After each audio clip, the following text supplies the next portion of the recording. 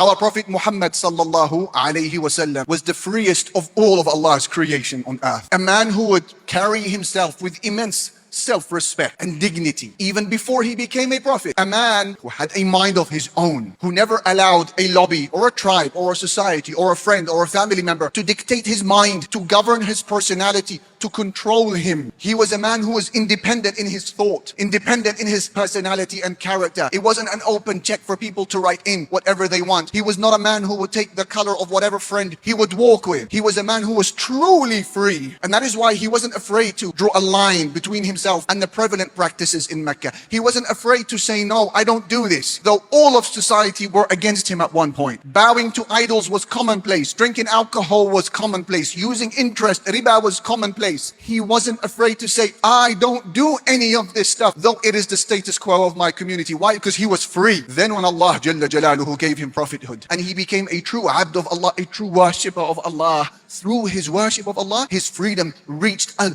whole new level. And he wanted to impart these meanings of freedom through Islam onto the hearts of the men and women who were around him. Why? So that they could never be conquered, so that they were immovable in their faith, so that they could never be bought with money, they couldn't be purchased with assets, they couldn't be tempted with the opposite gender. Men and women who were free, what steered them, what controlled them, what guided them was revelation and revelation alone. That is the true meaning of freedom.